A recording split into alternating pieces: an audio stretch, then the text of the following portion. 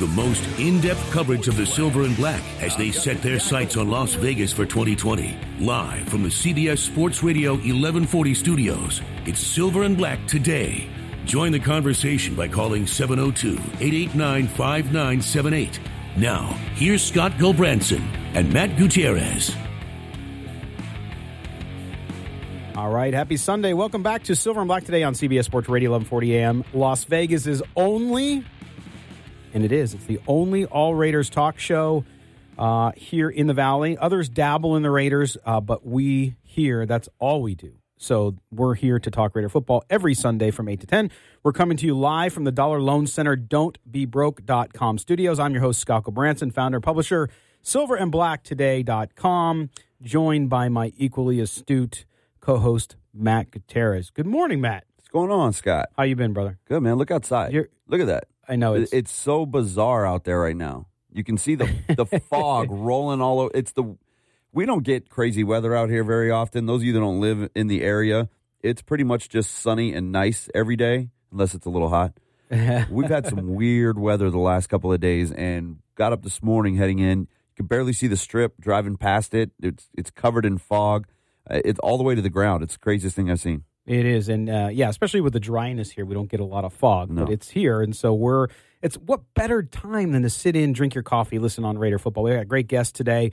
Reminder, we're streaming today's show worldwide on radio.com on the app. If you don't have it, download it. It's phenomenal. Also, we stream the show via live video to our YouTube channel, so we're waving at the audience there now.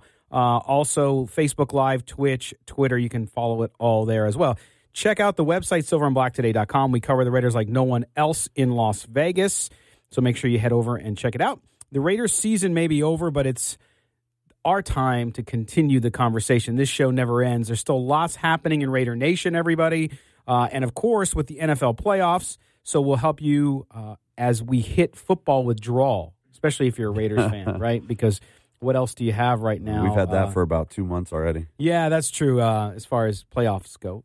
So we'll talk about that. Now, if we look at today's show in the first hour, one of our favorite guests is back, and that, of course, is former NFL general manager and now best-selling author Michael Lombardi, as he returns this time to talk about the hiring of Mike Mayock as the Raiders' new GM.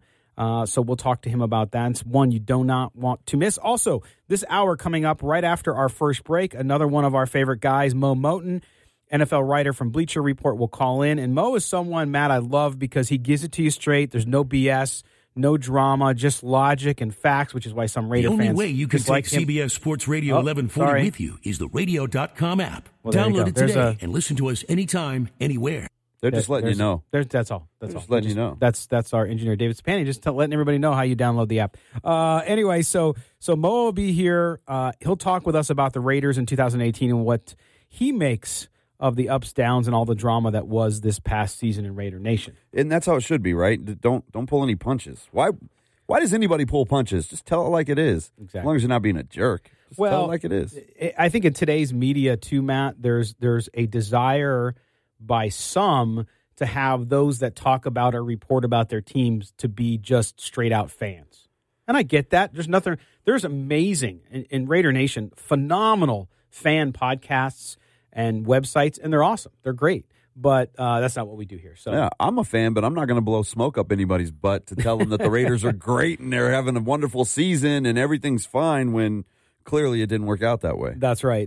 Absolutely. Okay, so then we'll talk to Mo. That'll be fun. We'll close out the hour talking about yesterday and today's first round of the NFL playoffs. Matt and I were talking a lot pre-show about them because of the unfairness of the seedings in our mind. So we'll talk somehow about we got to the same point. We'll talk about it later, but somehow we got to the same We're there. Super Bowl. Even with our Super Bowl picks, which is pretty amazing.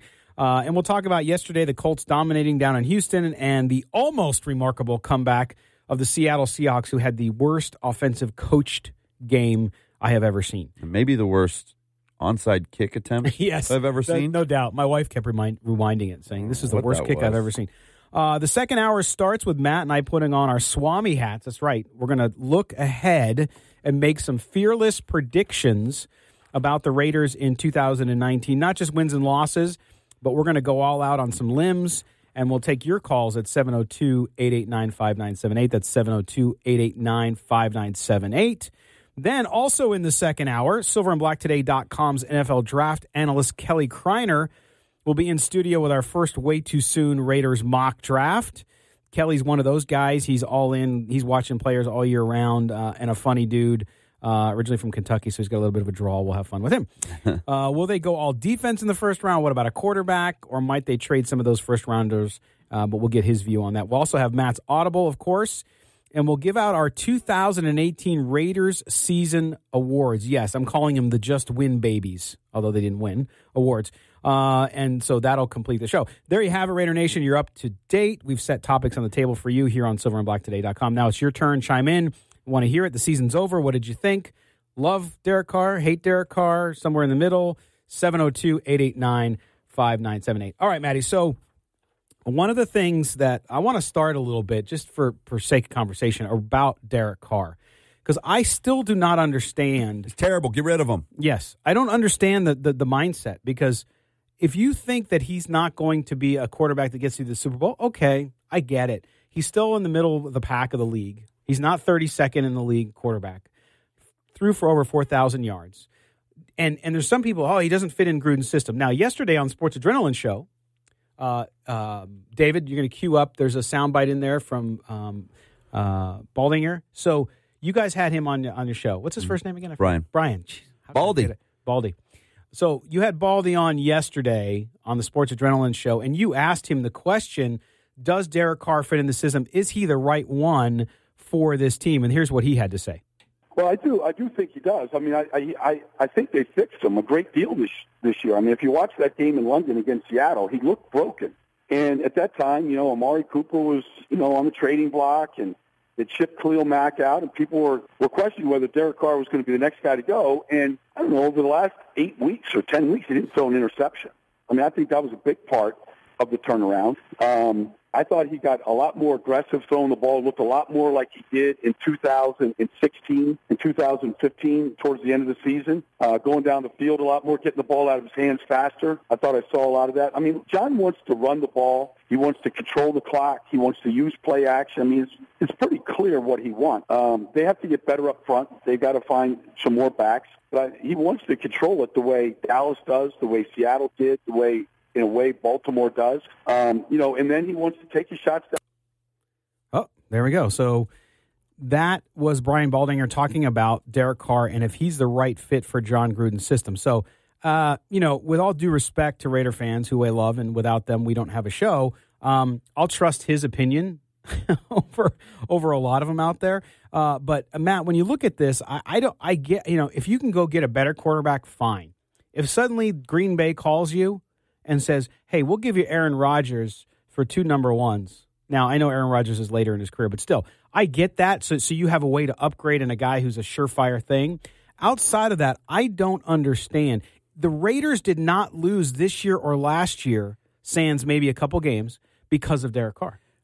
Here's what's so funny about it is I look at these people who they have all these quick fix ideas, right? Oh, well, they can just go out and draft this guy. Well, they can just go get this guy from this team. It doesn't work that way. You can't just go out and pluck whoever you want to pluck from, whether it's the draft, whether it's another team, trades, free agency. It doesn't work that way. You don't get to hand pick your quarterback. They have a guy in there right now that can get the job done. Derek Carr has been amazing in fourth quarter comebacks in his career already, just in the first 5 years of his career. That 2016 year when they went 12-4, 11 of those wins with Carr as a starter, all 12 of those wins, only 3 of the losses were because of when Derek Carr was a starter. How many comebacks did they have in that season? How many games did they win because of Derek Carr? I agree. I understand that Khalil Mack made some phenomenal plays that season. He had that great game against Carolina, but Carr led them back in that game. It's Derek Carr or bust with this team. And if you think they're going to go out and draft a quarterback this year or next year who's going to right away jump in there and be the next Peyton Manning or Andrew Luck or whoever you want to call him, it's not going to happen. No, and I think I've said all along, and we've talked about it here too, Matt, which is, you give. People keep saying, well, how many times are you going to give him a chance? Well, I think you have to give him another year, number one. And I don't know what John Gruden and now what Mike Mayock think of him. They might not be convinced either. I don't know. That's something you don't know what's happening on the inside, right? You look from the outside in. It's a very different look and a very different view than when you're inside the organization and you see somebody practice every day. You see what their leadership capabilities are. You see what they're doing between them and their teammates and all that kind of stuff. So when you have that, to me, you have to give it time. So, and the Raiders, from a financial standpoint, there's nobody in this draft. I know a couple folks that are longtime viewers of ours and listeners love Drew Lock out of Missouri. I'm not convinced, but there's not a Tua. There's not a guy there. Is he better than Derek Carr right now? I don't think so. Some people would argue. How? How many snaps has he taken in the NFL? Zero. How many games has he played under John Gruden's system? How can you sit there and say a guy who's not even in the NFL yet is a better option than Derek Carr right now, who's throwing for 4,000 yards, mid-20s in touchdowns, and after week 5 didn't throw another interception until Jared Cook fell asleep in the middle of a route. 333 passes, passed for over 4,000 yards, and we're going to talk about that in our awards area later. 19 touchdowns, 10 interceptions. You always want a 2-to-1 ratio at the very least, and he pretty much delivered on that, except, that last one shouldn't even been his, right? So we talk about that. But, yeah, so I don't understand it. I get I think the continuity is big. Juan on our YouTube page, he mentioned that, and I agree with you, Juan. It has to be some continuity there. There'll be some people who will never be convinced.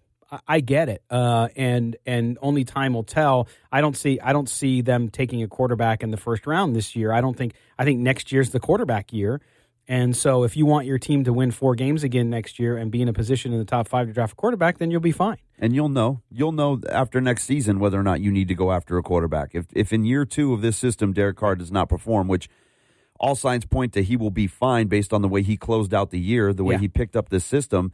And let's not forget, he did it with a pretty banged-up, ineffective offensive line. That's right. All signs point to him being able to have a pretty good season in 2019. Does that mean that they're going to win 10, 11, 12 games? Probably not, because I don't think they have enough pieces and won't have enough pieces by then, but they're going to be a better team next year. Well, and it's amazing, too. So the day that they had Mike Mayock in Alameda for the press conference to announce him, they asked him about Derek Carr. Is he the franchise quarterback? It's a fine question. It's a good question. I forgot which reporter asked it.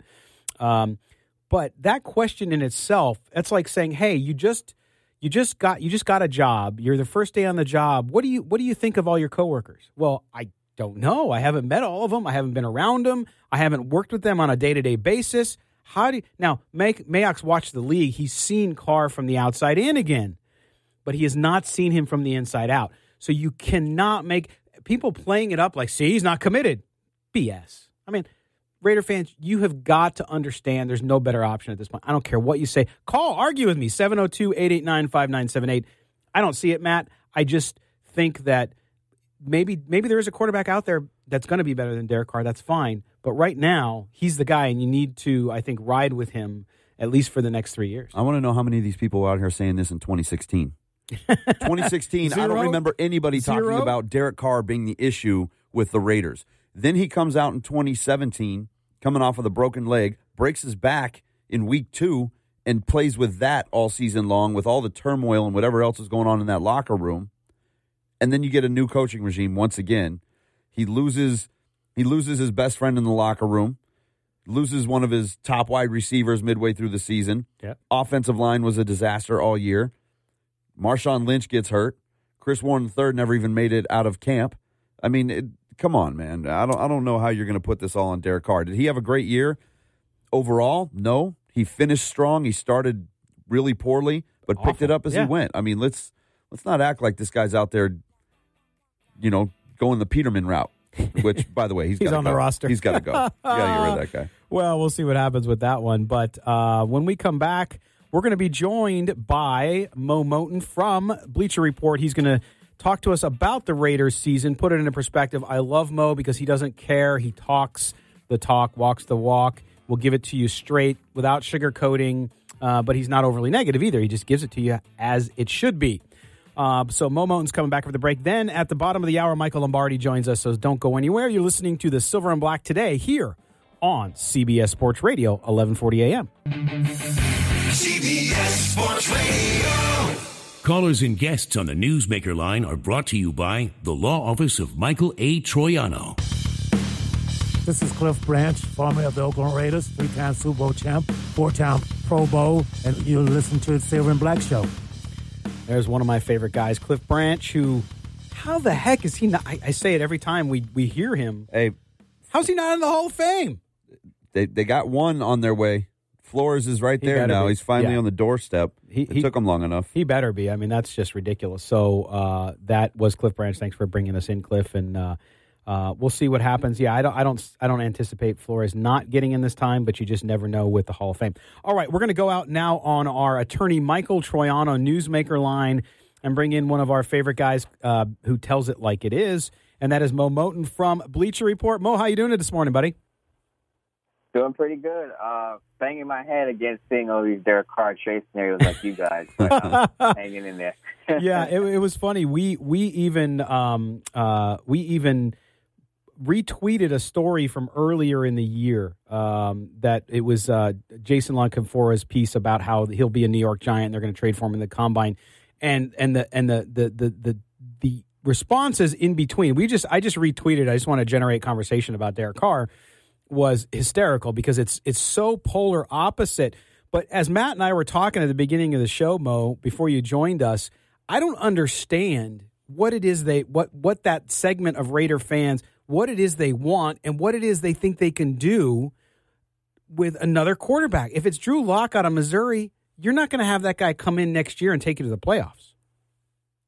Yeah, you're right about that, but I think a lot of it has to do with the impatience. You look around the league, right, and you see these young quarterbacks flourishing. You see Patrick Mahomes doing what he's doing.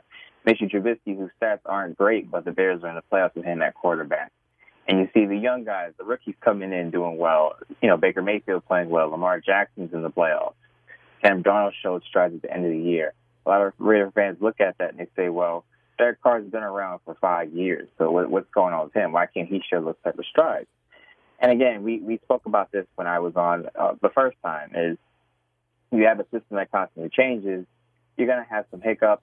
And Derek Carr, you know, he did have a great year in 2016, but people are saying, oh, was that a fluke year? And quarterbacks don't just forget how to play football. I think You mentioned it earlier. He's a middle-of-the-pack quarterback, so he has to have pieces around him to flourish, has to have a strong offensive line, which he did not have this year, has to have a number one wide receiver who the head coach is going to be willing to use and target 10 times a game. Didn't have that with Amari Cooper, regardless of what you said about his attitude. Once he's gone to Dallas, I don't think he was targeted enough. And you just have to think about it in a holistic way instead of singling out Derek Carr and saying, well, why isn't he this MVP quarterback that he was in 2016? I think you have to look at everything in context. I think the biggest thing you brought up there, Mo, was the offensive line play. When in 16, that offensive line was known as quote unquote Carr insurance. They were dominant up front and pretty much never let Carr get touched until that fluky sack at the end of the season that broke his leg. But that has to be one of the biggest reasons, on top of the fact that he's in a brand new system yet again, that he hasn't been able to find the consistency in his play. But like you mentioned, the talent is obviously there. We've seen the talent. We've seen the fourth quarter comebacks. You know this guy doesn't get rattled back there, but everybody wants him out. It's almost as though they have forgotten about how horrific quarterback play has been from the time Rich Gannon broke his neck until the time Derek Carr actually got there. Right. Again, I think it's just a matter of impatience. And people want it now. They don't want to see development. They don't want to wait for it. They want to see it now. And I think that's the wrong approach to take. And I think you guys mentioned this too. I made this mistake at the beginning of the year saying this is the critical year that Derek Carr has to show something. And what we didn't take into account was the fact that he has to absorb the system, go through the bumps and bruises. And I know people don't want to hear this, but going into the sixth year, I would say this is his critical year, right? He has to show that he's that quarterback that can bring this team to at least the playoffs. Because unless you're going to replace him with somebody who's better, and I think you guys mentioned this too, unless you're going to bring in somebody who's better, are you just punting on the 2019 season? Are you just rolling the dice on a rookie who has not played a snap in the NFL yet? How do you know Dwayne Haskins is better than Carr? How do you know Will Greer is better than Carr? Now, I know a lot of people are in love with Tua, but he's not coming out until 2020. Trevor Lawrence is already showing flashes. He's a freshman, not coming out until 2021 probably. Unless you're looking at those guys who have who look to have a great upside. Why would you even consider a quarterback in this draft? And I think people just take a deep breath. I know the season was a disaster, 4-12. Take a deep breath, just relax, step away from it for a minute, come back to it, and you'll see that patience actually pays off. And again, if he doesn't show anything or doesn't show much improvement next year in 2019 under Gruden in the second system, Gruden being the head coaching guru he's supposed to be, then you go. Yeah, and to me, that's the point as well, and you bring it up, which is, are they just a quarterback away from being a championship team? Absolutely not. And so I think that your point about people being in a hurry and the impatience, that is general life these days. You see it with just about anything that you encounter. I don't care if it's going to the grocery store or rooting for your NFL team. You start to see that. Now, Mo, again, we're talking to Mo Moton from Bleacher Report about the Raiders in 2018. We just finished talking about Derek Carr. What do you think, though, Mo, there's so many needs all over this roster, but going into the offseason, preparing for the draft, preparing for free agency, what is the biggest issue facing the Raiders for 2019? Biggest issue, obviously, pass rush.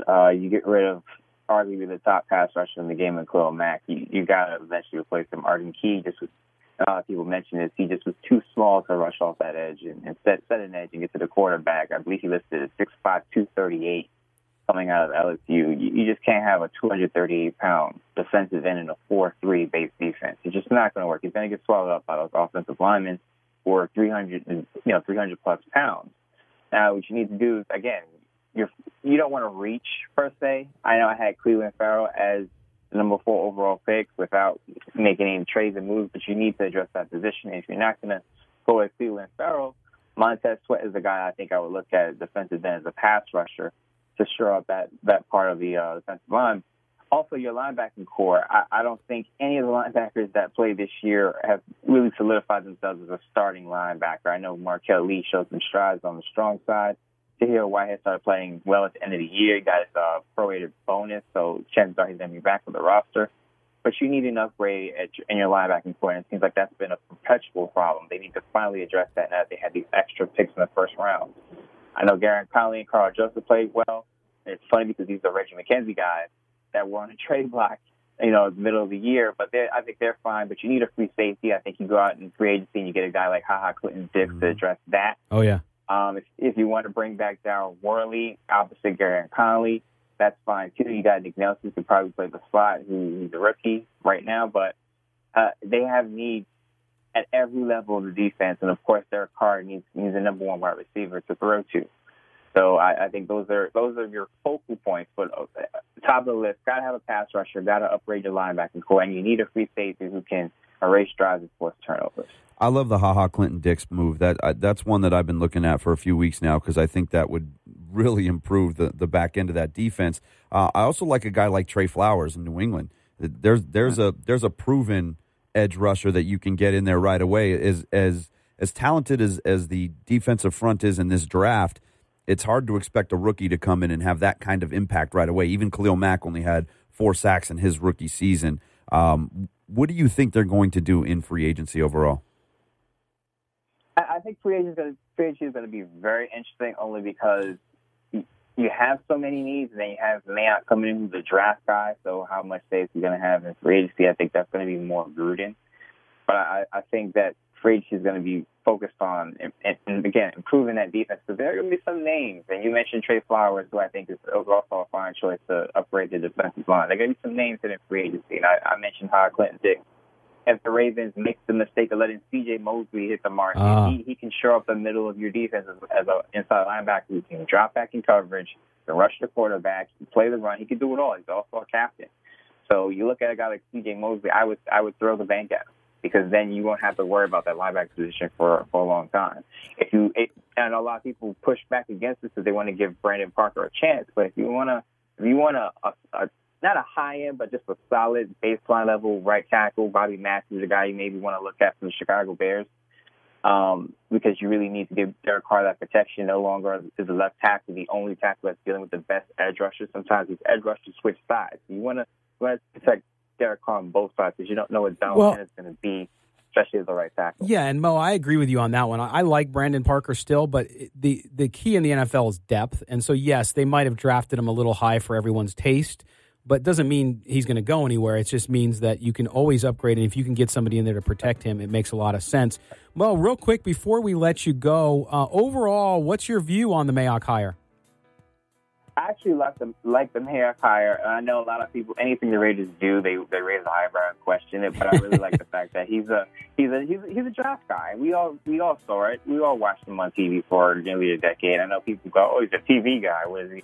You know, they're going to hire a second-hand guy. You heard about Ryan Grigson. I'm not too worried about that. He's just there to help with the day-to-day activities of a new guy taking on a new position. But I really like the Mayock hire because this is what the Raiders needed. You have 3 first-round picks. You have, I think, 11 in total. You want a guy who knows his draft prospects, who's going to dig in, help the Raiders pick the right guy. Now, that's right. Again, the Raiders are coaching at the Senior Bowl, so I think it works out great for them. You have a guy who's a specialist, an expert in this area. This is what you need. Yeah, and Mo, we love it too here for all the right reasons. Plus, John Gruden is the guy who's running the organization, so it's a different type of position than it was before when Reggie McKenzie was there. Mo, we'll have you on again real soon. We appreciate you being with us. I appreciate you having me on. I appreciate you guys hitting me up again. All right. Thanks, I got some extra time after the season's over. So. All right, man. I love it. Mo Moton from Bleacher Report again. And we were just talking about Mike Mayock. We're going to step aside when we come back. Michael Lombardi joins us to talk about Mike Mayock in depth. You're listening to the Silver and Black today here on CBS Sports Radio, 1140 a.m. It's Dustin. CBS Sports Radio. Callers and guests on the Newsmaker line are brought to you by the Law Office of Michael A. Troiano. Help us talk the Silver and Black. Call us at 702-889-5978. Here's Matt Gutierrez and your host, Scott Gulbranson, on CBS Sports Radio, 1140 a.m. Welcome back to the Silver and Black today here on CBS Sports Radio 1140 in Las Vegas. And we go out now on the attorney Michael Troiano Newsmaker line. We bring in one of our favorite guests, Michael Lombardi. Of course, Michael Lombardi was a senior personnel executive for the Raiders, former GM and VP with the Cleveland Browns, and a special assistant to Bill Belichick in New England with the Patriots, and now the author of the blockbuster bestseller Gridiron Genius, a master class in winning championships and building dynasties in the NFL. And we're going to be talking about the Raiders and their new GM. If you want to understand how this all works and how you build a winner, make sure you pick up Gridiron Genius. You will not read a better book about that. Michael, thanks for joining us here on the Silver and Black today.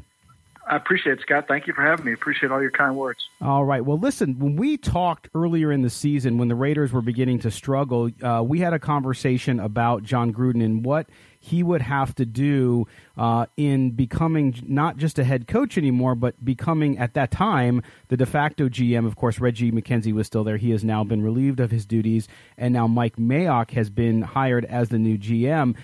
Back then, you said he was going to have to change the way his thought patterns, the way he managed, because no longer was he just a coach, but he was also someone who had looked at player personnel. Is the hiring of Mike Mayock, and we'll talk about him more in depth in a second, but is the hiring of Mayock, Michael, something, is that a good sign, do you think, for where you think John Gruden is headed from a mindset perspective and how he runs this team? Well, I think, Mike's a hardworking guy. Mike's proven that, every year he was willing to watch millions and millions of tape and go through a bunch of players. And I think in the role that John's looking for, I think Mike is the perfect fit for him. Mike's opinionated. He's strong-minded in his opinions. And he's also working with Paul Gunther, who's one of his closest friends, I think, in the industry, the defense coordinator of the Raiders. And together, I think the three of them will form a partnership. And I think that's ultimately what you want, is you want this partnership between coach, personnel guy, and coaches to formulate the team together. Right, and of course, this is an unconventional hire, so to speak, because like you mentioned, this is not the typical general manager role. This is not the kind of role you had in Cleveland, and we talked about that in depth before. With Mike Mayock coming on, it's interesting, and you touch on a lot of tenets of leadership in your book, Gridiron Genius. And that's what I looked at when I saw this hire and Mike Mayock coming over. Very unconventional. In fact, I kind of equated it to what you see a little bit in the Silicon Valley, and that is hey, do something different, disrupt the industry. Now, the NFL, very incestuous with hiring. We know that's just the way it is because of the number of people in the industry and how long they've been together in relationships, of course. With Mike Mayock now coming into this role, what's going to be the biggest challenge for him moving from what he's been doing in just evaluating talent on paper and on television to now doing it in real life and fielding a team?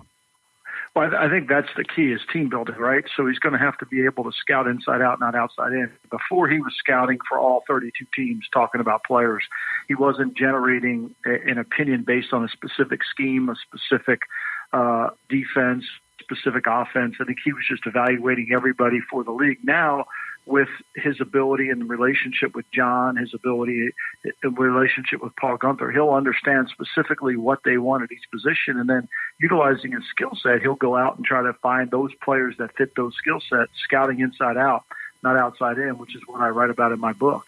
Right. Now, Michael, one of the things, too, we know a lot of us who watch and, of course, consume a lot of the media that we're part of, we've seen Mike Mayock over the years with his draft analysis and what he does, and it's phenomenal work. I mean, I've been on the conference calls. I've heard all of that.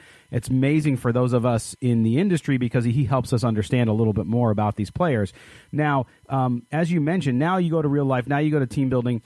Is it going to be difficult for him you only have, in essence, a month and a half before the start of free agency. He's now got to be able to understand from the coaching staff, from the scouting staff that's in place in Oakland, about current players and about free agents and all of that. How hard is that going to be for him to get up to speed in a short period of time? I don't think it'll be very difficult for him. I mean, obviously he pays attention to the league. He studies the league week in and week out, so he knows it. Plus, he's sitting there. And remember, John is still going to be the straw that stirs the drink. I mean, John's going to want to have certain positions that he handles. I think it's going to be Mike's going to supplement what John thinks and give him maybe a different variable, a different idea, perhaps some player that maybe John didn't know about. So between them, I think all of them as the coaches are going to formulate this opinion. I think this is what the partnership can do for them. And, that's what they're going to do moving forward. It isn't just Mike's going to walk in and say, hey, I really want to sign this player because X, Y, or Z. I think it's a collaborative effort. And I think between the collaboration of the two and understanding what they need, he'll be able to do that rather quickly. Okay. Well, Mike, what about, this year with the Raiders, and you've been very vocal about kind of their struggles and what was going on there. Now they come out of this season, there's a lot of folks who continue to be very skeptical of where John Gruden is going, what he did, and some of the moves they made up. The Khalil Mack trade is the Khalil Mack trade. It's not going to change. People's mindsets are pretty strong on that one. But how long will this take, do you think? What's fair, I should say, when you start looking at what John Gruden's going to do from a player personnel perspective, now in concert with Mike Mayock, for fans out there, when should they start to say, hey, look, I can start to see the fruits of their labor? Is it quickly? Is it after this draft and what we see there? Or is it going to be a year or two down the road? Oh, I think progress has to be made, and I think you've got to see progress. Everybody's level of what progress looks like is different, but I think the Raiders certainly, and I think you saw they made progress during the season. There were some times where their offensive line got depleted and they couldn't really compete, but I think progress is something you need to see year in and year out as you're building, and I think these draft picks will certainly be important towards that progress. Well, we also heard at Mike Mayock's press conference, Michael, that they asked him specifically about Derek Carr. Of course, everyone's sort of in this position of, well, we don't know what John Gruden actually thinks of Derek Carr. Does he think of him as a long-term franchise quarterback? And, of course, Mike Mayock, I think, gave the right answer, which is like, hey, I just got here. I got to sit down and evaluate. Can you read anything into that, or is that simply just a player personnel guy saying, hey, look, I'm not going to give you an answer because I haven't seen him enough yet? Well, I think, look, we can all evaluate talent on the outside, but until you get in the building and you hear who was hurt, what he was playing with, what the week in and week out dealings are of that player, you really don't know. And it's really unfair for anybody to give an opinion. You walk in and say, I don't like the guy. Well, maybe you don't really know the situation, Yeah. It's really not fair. Like, give him a breath of air, let him go through, let him listen to what the game plans were, what was his reads, what he got better at, watch practice and see how he competed and see what he did. And we're just looking through a straw on the outside until you get in the building. Maybe he was dealing with, a flu-like symptoms that we didn't know was severe. I don't know whatever the case is, but I think you need to let the guy have his time to go in, evaluate, and move and work from there. Now, Michael, looking at the Raiders, I mean, we know the bad from this year. We understand where the team was lacking. There was areas all over the field, defense, offense, you name it, where they struggled and where they need upgrades. Realistically, if Raider fans listening to the show today out there, realistically, what kind of progress in the NFL with this many draft picks, if they can nail, for example, the three number ones that they have this year and the rest of this draft, realistically, how much improvement can you see from year to year in the NFL? And could Raider fans see the Raiders go from a 4-win season to a 6 or an 8-win season? I think look at the Colts. I mean, look, every year we see different teams in the playoffs. I mean, it's just so obvious that it happens. I mean, this year, we see Houston turn their team around and get into the playoffs, win the South. We see the Colts represent the South. We see the Baltimore Ravens come back from a disappointing season and win the North. And, we see the Chicago Bears turn their team around in 1 year and win the North. And the Saints basically, do the same thing. They get back in, even though they were a playoff team last year. Seattle wins 10 games this year out of the playoffs last season. So, look, every year there's 6 new teams in the playoffs. And I think you just have to keep going. I mean, I think the Colts are the perfect example. Last year they struggled. They couldn't win games in the fourth quarter. They had leads going in the fourth quarter. They couldn't quite close out. They weren't good enough. And I think this year that's what the Raiders have to strive for, is being able to do that. All right. Michael Lombardi, former senior personnel executive for the Raiders and, of course, GM of the Browns and special assistant to Bill Belichick, and the author of Gridiron Genius, Masterclass in Winning Championships and Building Dynasties in the NFL. As always, Michael, thank you for giving us the time. We'll talk to you again soon. Thanks, Scott. Appreciate it. All right. Thanks, buddy. Take care now. All right, Michael Lombardi, always a fun interview and insightful, Matt. I agree with what he said there with Mayock. I mean, we haven't gone in depth. We talked about it on one of our podcasts last week after the hiring, but I like this because, again, it is so unusual. It's different. The NFL, Matt, is so incestuous. It's such a, hey, you get fired here, you go get a job somewhere else. The fact that they went out and got Mayock, who already evaluates talent, to me says that they're trying to do it differently. And why not? The Raider organization has been horrible for 20 years. And they need a guy that can evaluate talent. That wasn't Reggie McKenzie's strong suit coming into the draft, was his talent evaluation. He cleaned up that salary cap issue. He hit on some free agents and did a good job of turning the franchise around. Right. Mayock's going to go out there and evaluate these guys and hopefully bring in the best draft class that we've seen in a while. Yeah, and they have to hit on it, but we'll see how it all goes. Can't all right. miss. When we come back, we're going to talk about the NFL playoffs this week and where we're at with that. You're listening to the Silver and Black Today here on CBS Sports Radio, 1140 a.m. CBS Sports Radio. Hi, this is Steve Wisniewski, and you're listening to the Silver and Black Today. All right, Steve Wisniewski brings us back in from the break. You're listening to Silver and Black Today here on CBS Sports Radio, 1140 a.m. in Las Vegas, coming to you from the Dollar Loan Center, don'tbebroke.com studios. The Raiders season might be over, but the NFL season continues. And in this segment, we're going to talk a little bit about that because, yes, for Raider fans, it might have ended way too early, as usual, I should say, unfortunately for you.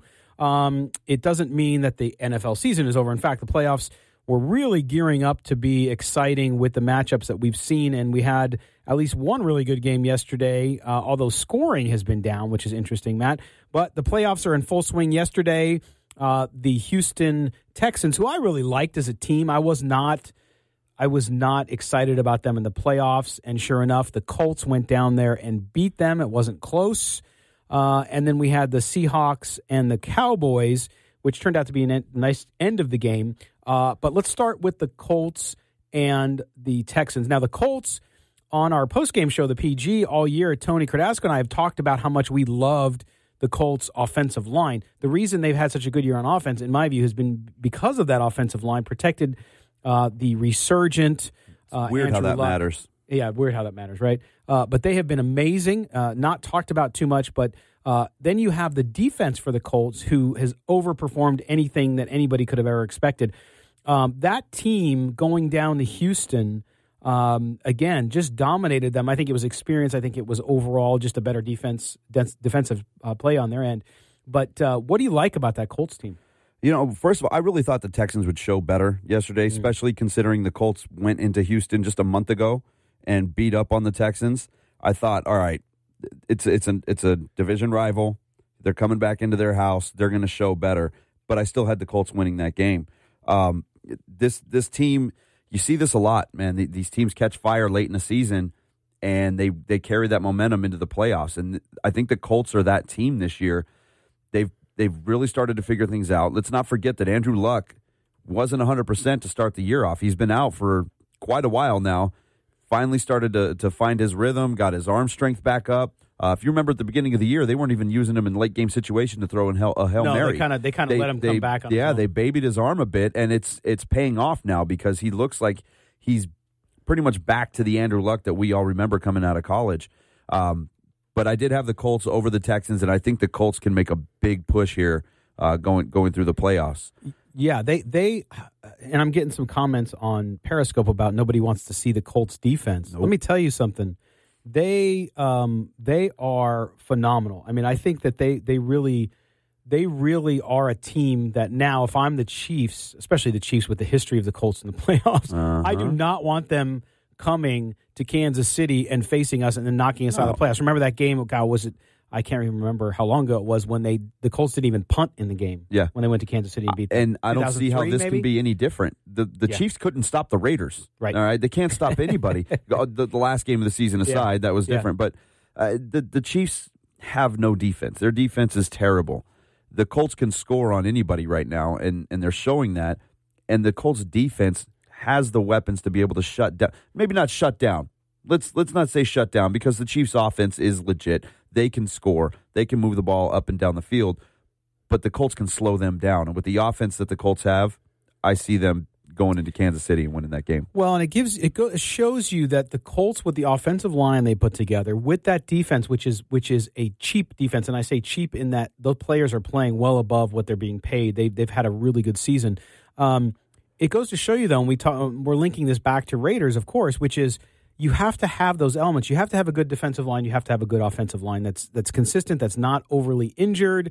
And then the quarterback, if you have the right quarterback, that quarterback can maneuver, do things that they need to do in that system. And that's what happened with Andrew Luck. Andrew Luck, if you look, they dissected his delivery. He's changed his delivery because of his injury and all that stuff. So I like the Colts. And then the Seahawks, Cowboys, again, the Seahawks, Matt, that was, I think, a full case of just the one of the worst coach games I've ever seen. Yeah, I thought the Seahawks were going to go into Dallas and win that game, and I thought they would do that because of Russell Wilson. And then the Seahawks decided, let's not use Russell Wilson until we absolutely have to, and by then it was too late. And that was, like you mentioned, it was a poorly coached game. It just wasn't, the play calling was not where it should have been. If the run game, and I understand, Seattle is a great running offense. They led the league in rushing this season. But if the run game is not working, and you have a guy like Russell Wilson who's able to make plays with both his arm and his feet, you have to let him do that. And we saw they set up the Cowboys with those runs up the middle in the third quarter, and then they allowed Russell Wilson to get out on those bootlegs. And they completely caught the Cowboys off guard on two in a row, and he scored. And then the next drive, they allowed him to throw the ball. Or 2 drives later, allowed him to throw the ball, and he goes right down the field and scores a touchdown. Well, and you don't even have to throw the ball. I hear this a lot from Raider fans on Derek. He doesn't throw the ball deep enough. You don't have to throw the ball deep. With the spread offenses and what you have to do, yes, you do have to do it occasionally. Don't get me wrong. It's not that you abandon it completely. But to me, Pete Carroll and that offense yesterday and Schottenheimer, Brian Schottenheimer should be fired today. I mean, it was so poorly run. Carroll just got an extension, though. Not Carroll, Schottenheimer, his offensive coordinator. Oh, okay. Because to me, at that point, all you got to do is spread out a little more, to your point, bootleg, but also quick timing patterns.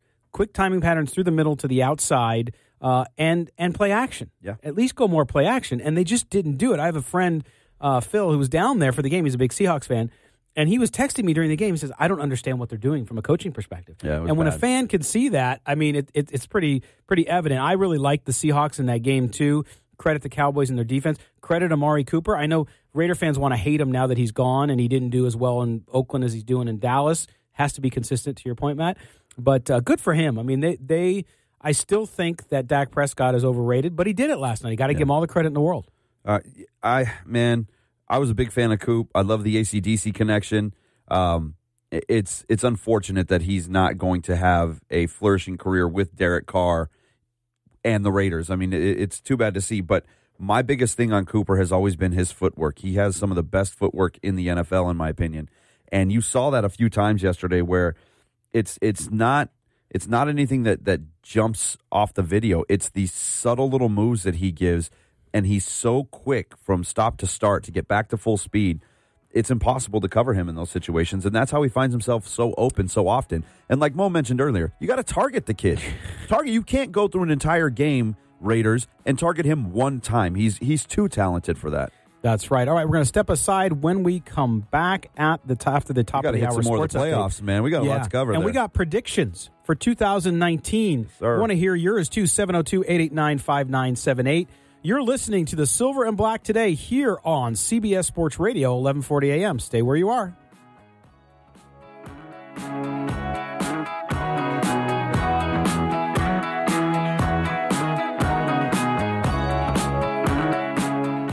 CBS Sports Radio, 1140 a.m.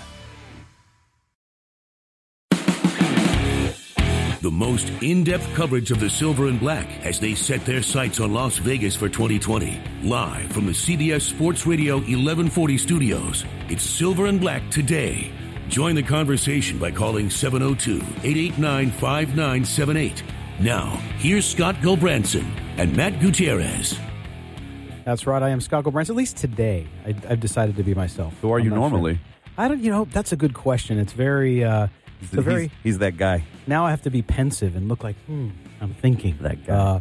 Pensive. Do you know what pensive means out there? I hope you do. I'm sure you do. We need to learn the language again in our country. All right, I'm off the soapbox. All right, we're back. We're talking football, and in this segment, Matt and I we're gonna talk about predictions for 2019. Yes, it's early. We get that, but just give us a break for like the 80th year out of the last 100. The Raiders aren't in the playoffs, so we're filling time with things that we think are interesting. And if you want to call in and give us your predictions, they can be wild. They can involve aliens. We're right next to Area 51, so who knows? We got some strange people out there. But anyway, we're going to go with some predictions here, and we're just kind of rolling with these. There's nothing that we kind of wrote down or prepared for or anything like that. We're just kind of going to roll with it. So, Matt, okay, I'm going to give you my first prediction. All right, let's hear it. This is a doozy, so you got to be ready, okay? In 2019, Derek Carr will be the quarterback of the Raiders. Wow, that's going out on a limb, Scott. No, I'm just saying, we talked about it earlier. I don't think they're going to trade him. I just don't. The draft class isn't right there. Trade him for what? Well, yeah, we talked about this, right? Trade him for what? Right. So he's going to be the quarterback. And if you disagree with me, you can call in again, and I'll tell you you're wrong. 702-889-5978.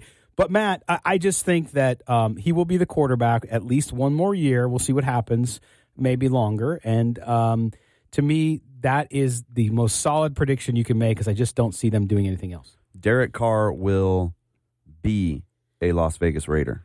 There you go. Just to piggyback on your prediction. Which will technically be in 2019 because once the season's over. That's what we're calling them. But yeah, I think we got to decide that. I think maybe going into the draft, we should start calling them that. As soon as we know where they're playing next year. Yeah. Well, here's my predictions. Funny you said. Nice segue. Well done. I try. I know. You're so good at this. My prediction is this farce of a lawsuit will fall apart. Oakland will, maybe not with open arms, but will welcome the Raiders back into the fold, and they will finish out their Bay Area tenure in the Coliseum. In the Coliseum where it all started, kind of. Okay, no, I buy that. The talk, as ridiculous as it is, the talk of more games in London continues to bubble up with folks that I'm talking to. And that's a little bit, I don't know. And San Antonio seems to not be in the equation anymore, although I still have some people who talk about it. But I just don't know. The expense with London. Exactly. And you know what? This might be the case where Mark Davis just has to say, listen, yeah, it sucks to have to pay somebody money, especially probably an exorbitant amount, for someone who's suing you in court. Yeah. But you know what? For the sake of the fans, for the sake of continuity for this point until you move everybody this time next year, just do it. I mean, I think that's where they're going to end up, Matt. So I agree with you on that one. I think it's the best option. It is. It's the cheapest option for sure. I mean, no matter what they're going to end up paying in rent next season at the Coliseum, it's still going to be the better option. Going to London 4, 5, 6, however many times a season is an insane expense, because it's not just jumping on your charter and bringing your gear with you to Wembley or wherever and playing a game. You've got to move the entire organization out there for the game. So many people that work for this team on game day that have to get there. That's all on the Raiders. That's an expense to have to do that many times. You're not flying down to San Diego. You're going all the way across the pond to London. That's a big deal.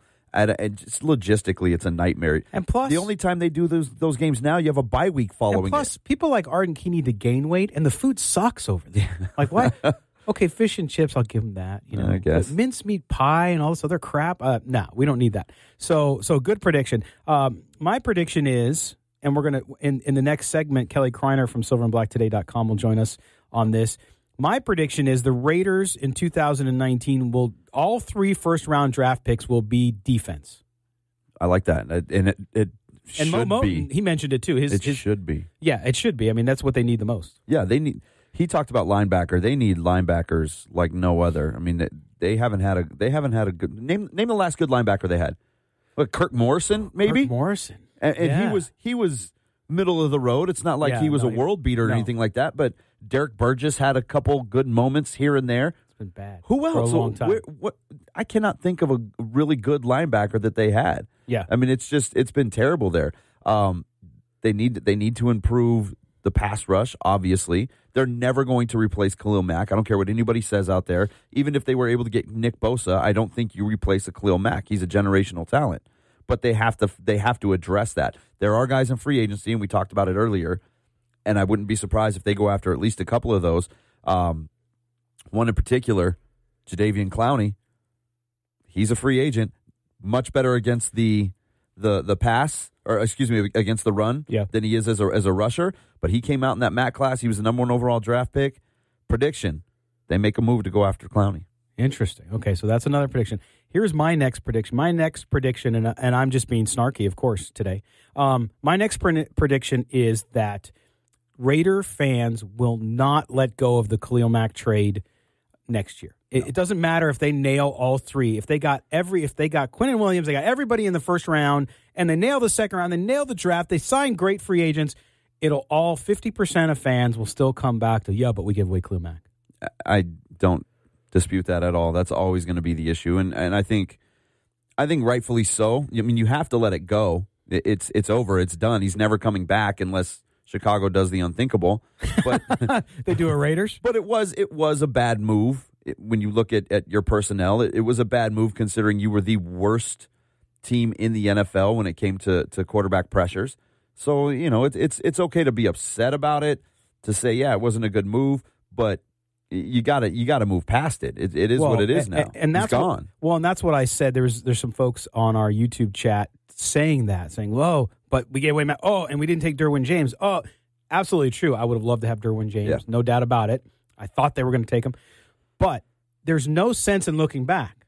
It doesn't help anything. All you're going to do is make yourself more miserable. Because if Khalil Mack somehow wins a Super Bowl this year or next year, whatever it may be, I don't think that'll happen. But if he did, then what are you going to do? You're going to say, oh, look, we would have had a Super Bowl? No, the Raiders were not that good. And as bad as I still think the trade is, it is what it is. So you have to move forward. So that's my prediction. One other prediction I want to make, Matt, before I toss it back to you for your next one, is I say that the Raiders will win 7 or 8 games.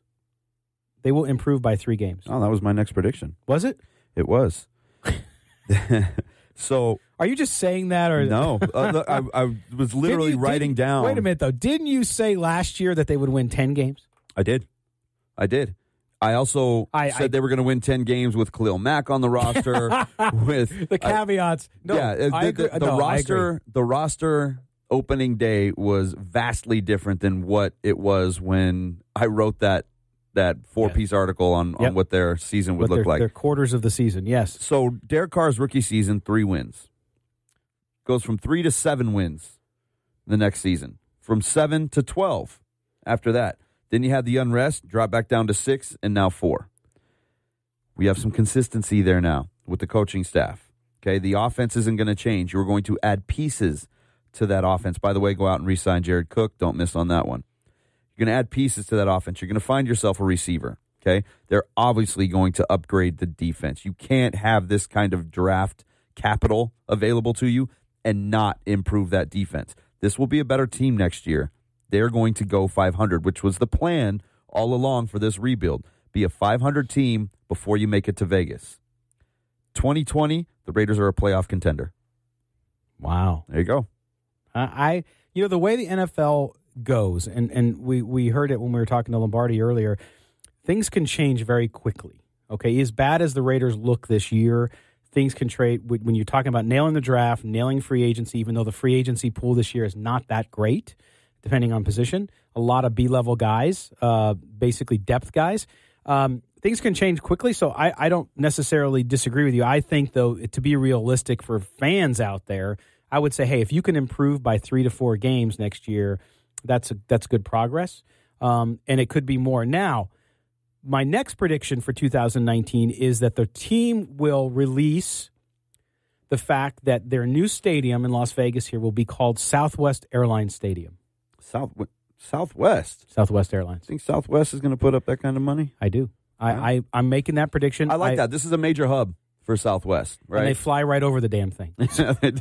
Could you imagine the Southwest logo over the top of that coming in on every flight from everywhere? Well, and with the deal, and we'll talk about it a little bit later too, with the deal with Caesars Entertainment this week with the NFL, and the Raiders already had a deal in place from November with Caesars Entertainment, that's not a bad bet either, because Caesars is coming up big in the NFL, and it's the local town, it's the local business, right? Mm-hmm. So they might do it. I'm not sure yet, depending on how the NFL warms to game. The NFL, despite the fact that they named this thing with Caesars, it doesn't include sports betting. It doesn't include the hotels.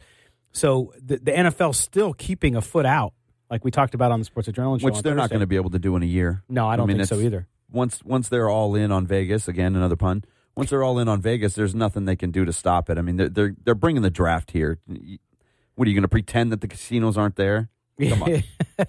No, you've embraced it. It's too late. All right, well, we're going to step aside, pay some bills here for a few minutes.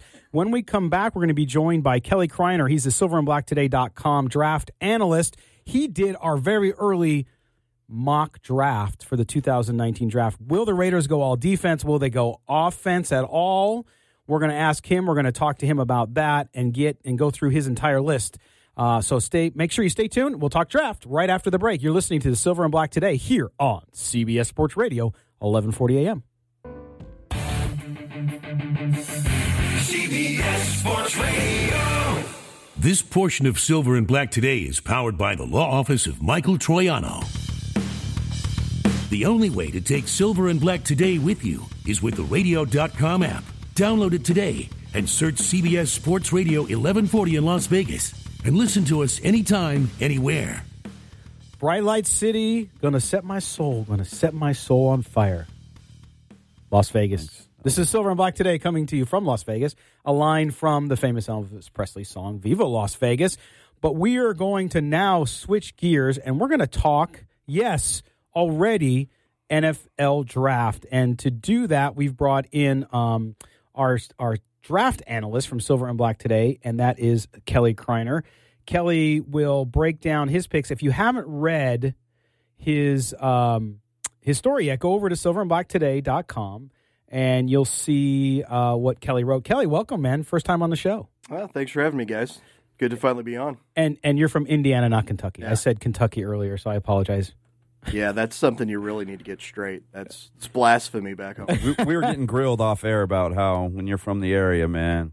Yeah, you can't be messing around with that. No, it's sort of like people here from Vegas. You said, "Oh, you're from Nevada. You're from Reno."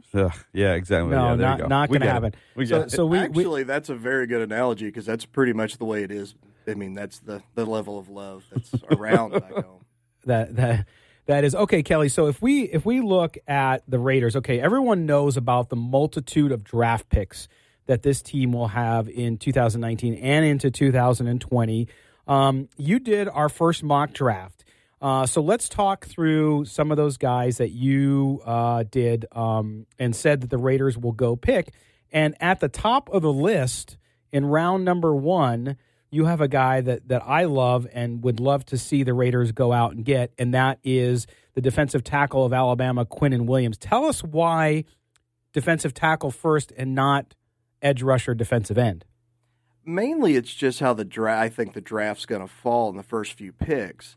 Bosa's one unless Arizona decides to trade out for anything, so that's your first edge gone.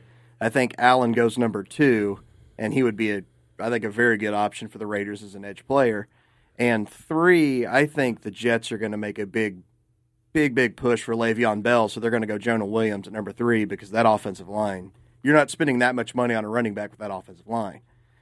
So when it breaks down to it, you've got a chance to get a guy who could be the best player in this draft at 4 in Quinnen Williams, or you can get the 3rd or 4th best edge rusher. I think it's just a value to where you get a guy that you can plug in from day one. Well, and then also, too, I think Raider fans, there's no doubt, that they need edge rushers. I wouldn't argue that at all. At the same time, improving the middle, right, is not a bad thing because, in essence, if you have that big push and you have a good rotation between him and Hurst and Hall and if Eddie Vanderdoes comes back and some of those guys in there as well, then suddenly that actually frees up the edges a little more. And so you don't have to have Khalil Mack. You just have to have a good player out there, right? Yeah, they say, you need edge rush. You need pass rush.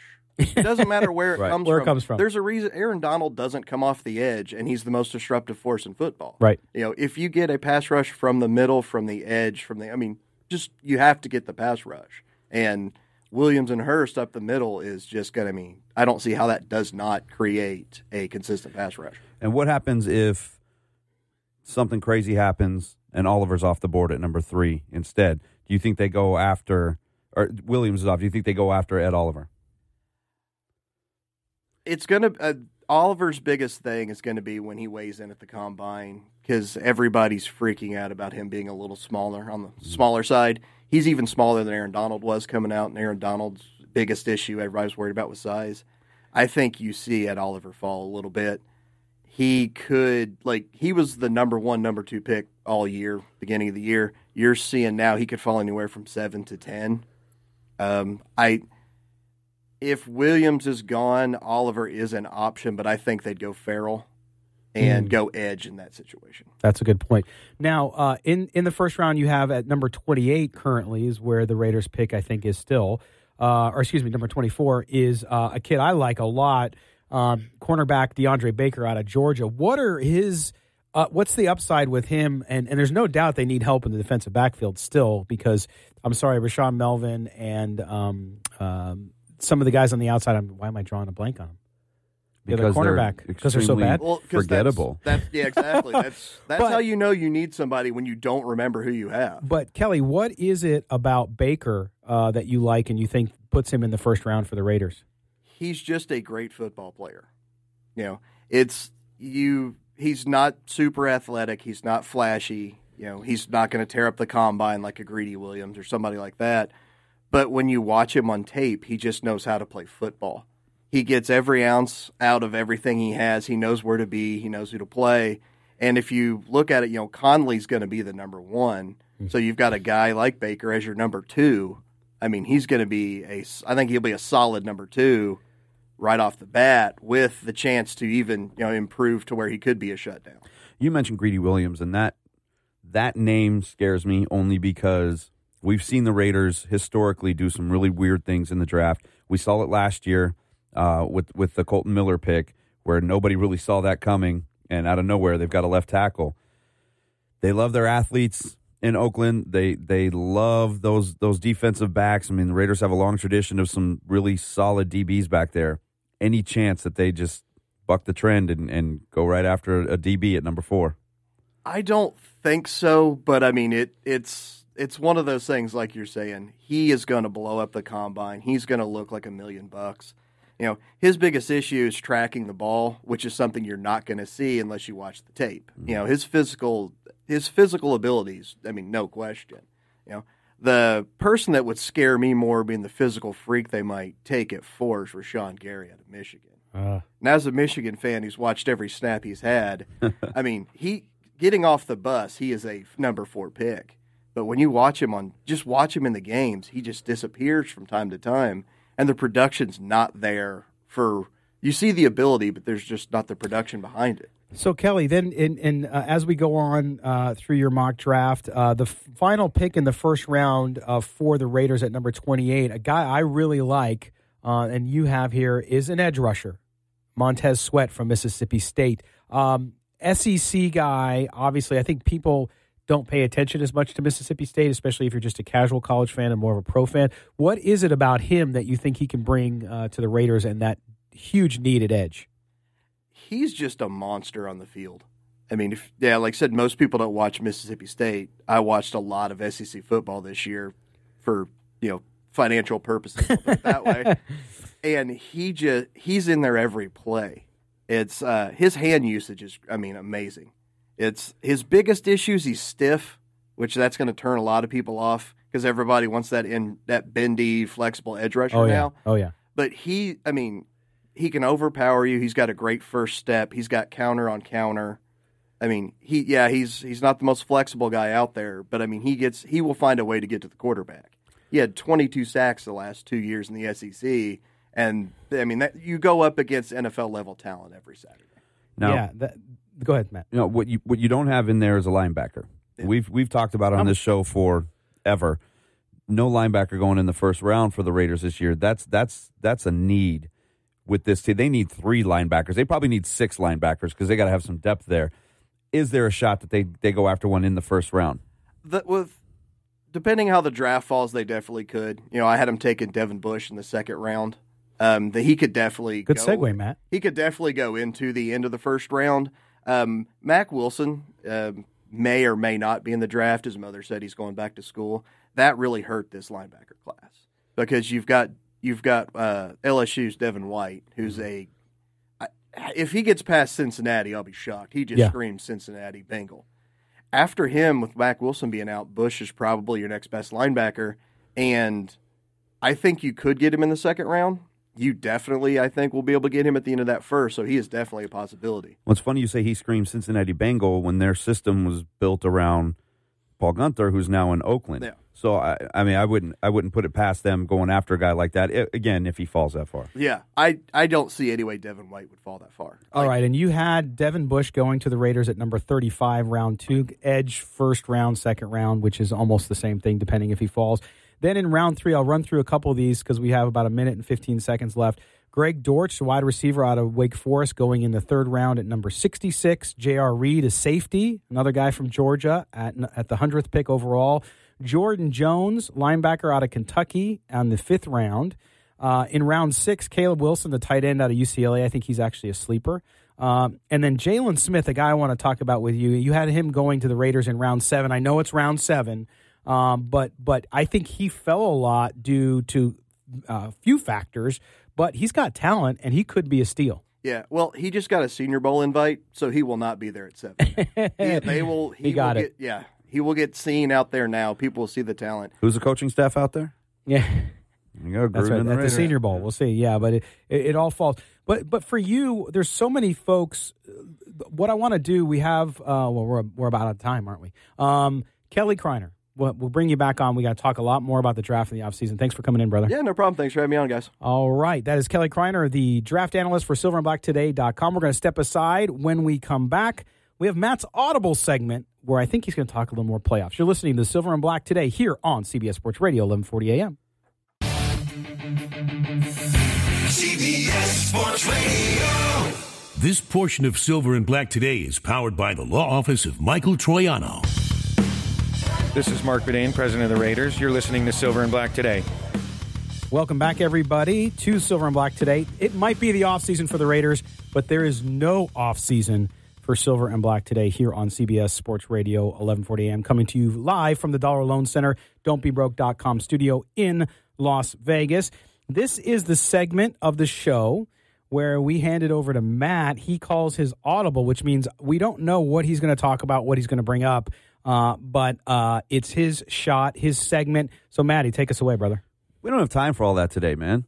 We've got playoffs. We got playoffs going on right now. So what we're going to do is we're going to go back to our earlier segment when we were talking about the Colts, talking about the Cowboys. Let's move on to, since everybody in Raider Nation just can't get enough of the Khalil Mack talk, let's move on to the Bears. Bears and Eagles.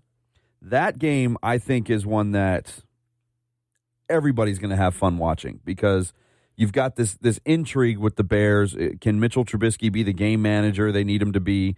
What is Khalil Mack going to do? How many strip sacks are we going to see him get today? And then you've got the Eagles coming in off the Super Bowl win last year with Nick Foles. Why do they even have Carson Wentz anymore? That's my question. They can't win with him. They're not winning with Wentz. They're winning with Foles. He can't stay on the field. I mean, that's the thing, too. This game is exciting to me. I think actually almost every playoff game this year so far has been good. I mean, the Colts destroyed the Texans for the most part, but we have the Chargers and Ravens starting up here.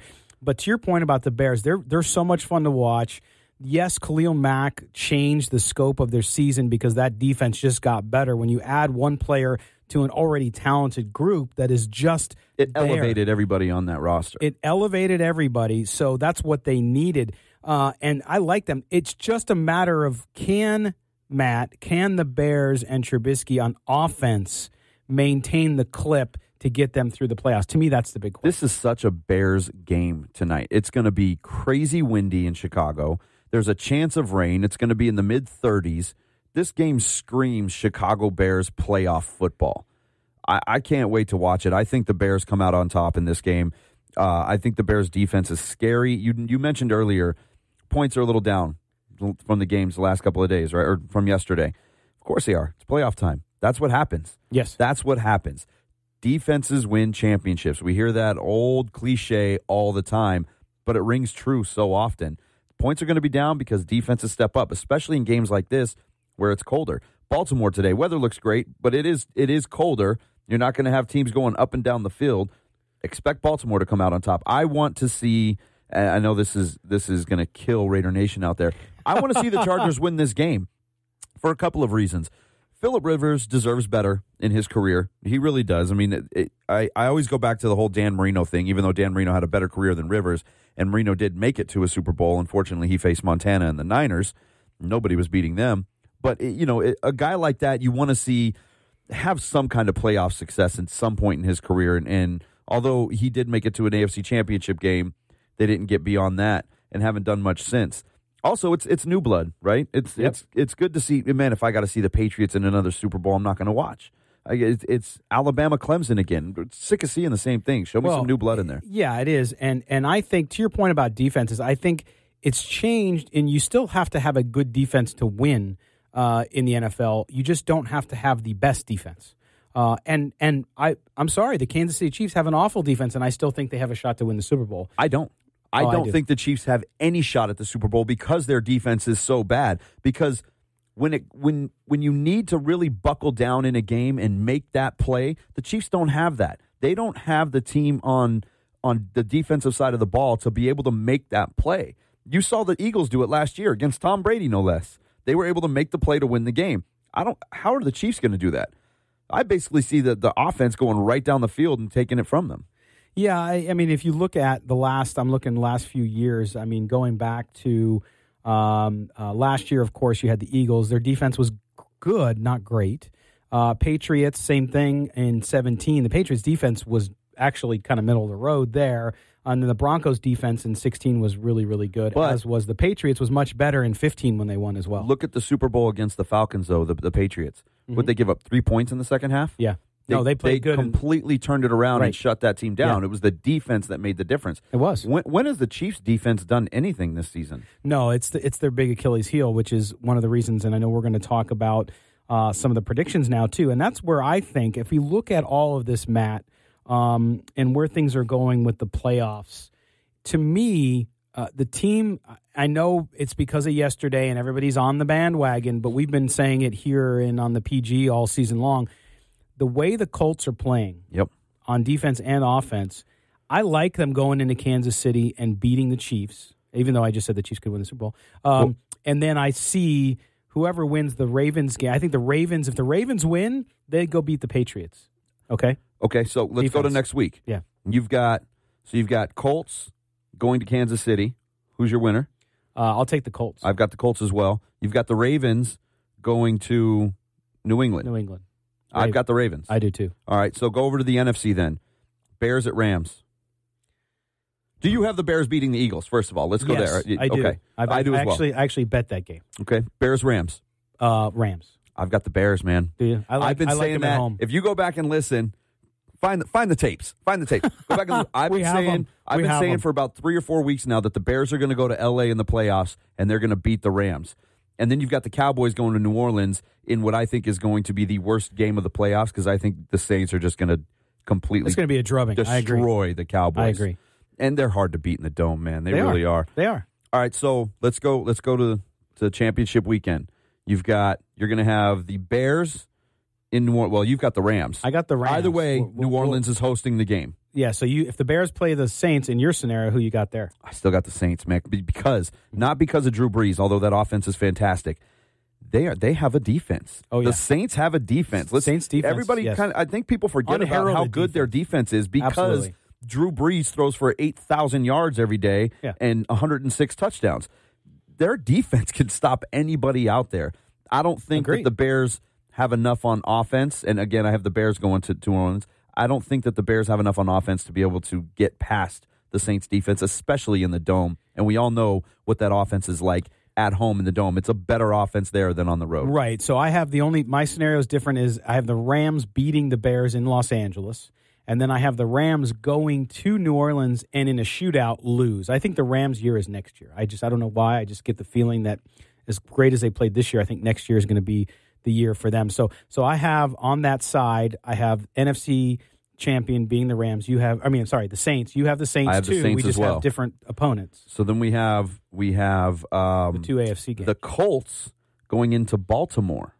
Right? Is that both of our picks? The Colts going to Baltimore for the AFC Championship game? Yes. I like the Colts, man. I do too. Is that crazy? We're there. Is that crazy? Colts. I know. And who have just made this incredible push over the last 5 or 6 weeks of the season. Actually, I think I might have started with the Raiders game.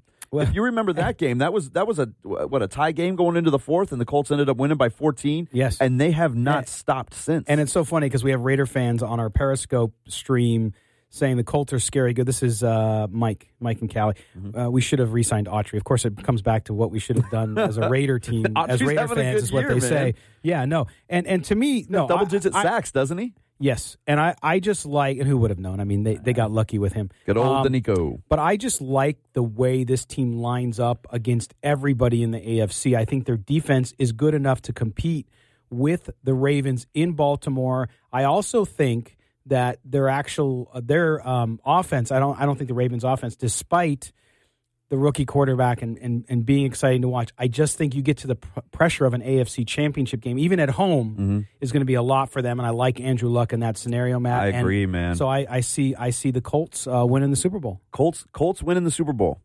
I've got Imagine the Saints. That. I've got the Saints. So that's where the luck ends. You like that? You see what I did there? I saw what you did. That's pretty stellar. That's pretty stellar. I got to give you credit on that. So the game is in Atlanta, right? Yep. The Saints are very comfortable playing in Atlanta. They play there every single season. It's in a dome. It's on the fast track. I think, come on, man. If the Saints are playing in Atlanta, you know it's going to be very, very gold and black heavy in that stadium. It's not very far from New Orleans to get to Atlanta. So I think you're going to have a Saints partisan crowd in there, and when they get inside those domes, man, they can ball. And I just think that they have too much offense and just enough defense. Well, you can't get over the hump and beat the Colts. I will give you this. I was torn on it. I'm just going with the hot team at this point. But beating Drew Brees in his last opportunity to win a Super Bowl will be the most difficult task I think any team's going to have if it's the Saints. So I don't disagree with you. I think that's going to, when you see the odds, if this is all goes down like we think it will, and it was those two teams, that's exactly how it would go. I just think there's a good opportunity for us to not see the Patriots in a Super Bowl for a long time, and I'm sure that's playing into my prediction as well as the Colts getting there. I don't even want to think about that. But we'll see. And then the Colts, man, the thing about the Colts, and Corey Sanford, our loyal listener, said this, is they have a lot of cap space. So We're going to step aside. When we come back, we're going to give our postseason awards for the Raiders. You're listening to the Silver and Black today here on CBS Sports Radio, 1140 a.m. What happened? You used to go hours without visiting the bathroom. Now it seems like you're constantly getting up to pee. Listen, the makers of Super Beta Prostate are introducing a new wonder pill, Super Beta Prostate P3 Advanced, with 3 key ingredients that are great for your prostate. To celebrate, your first 30-day supply is free. Pay shipping and handling. Get P3 Advanced free. Call 1-800-257-5251. 1-800-257... CBS Sports Radio. This is Silver and Black Today, live on CBS Sports Radio 1140. Here's your host, Scott Gulbranson. Welcome back to Silver and Black Today here on CBS Sports Radio 1140 AM. Don't forget, check out the website, silverandblacktoday.com. You can also subscribe to the on-demand version of this radio show and our podcast by going to iTunes, Spotify. We stream there, SoundCloud, Google, wherever you get your podcasts. Also YouTube, which is increasingly a popular channel for folks listening to this show and to our podcast. Make sure you do that. Subscribe. Give us a rating if you would. We'd like a positive one. We have a couple negative ones out there, but they're all based on some personnel issues. So it's all good. But thanks for coming back. Now we're going to shift gears and we're going to talk, kind of sum up the season, Matt, for all of us to talk about some Raider awards. And we're going to start, and I'm going to ask you to go first here, is if you're going to give the Raiders an MVP for 2018 in a down season, who is it? Oh, man. An MVP. That would indicate good play. And there wasn't much of that out there. Right. At times. Jared Cook. Okay. I've got to give it to Jared Cook. I think he was the most consistent guy on that team from start to finish. He had 1,000 yards receiving as a tight end. He's 896. Yeah, well, I'll call it 1,000. He's right there. He's right there. Yep. And he was the go-to guy for Carr a lot of times. That and I mean Jalen Richard with all of the dump offs underneath. But I would have to give it to Jared Cook because I just think he had the most consistent season, and he was oftentimes the best player on the field for the Raiders offense. I don't disagree with that at all. I think that's a fair pick. I picked. Are you ready for this? I'm watching. I'm going to watch the chat. Let's see it light up right now. Right. Derek Carr. That's fine. I mean, that's now first half of the season, not at all, but 4,049 yards, 19 touchdowns, 10 interceptions. I call it 9 because of Jared Cook.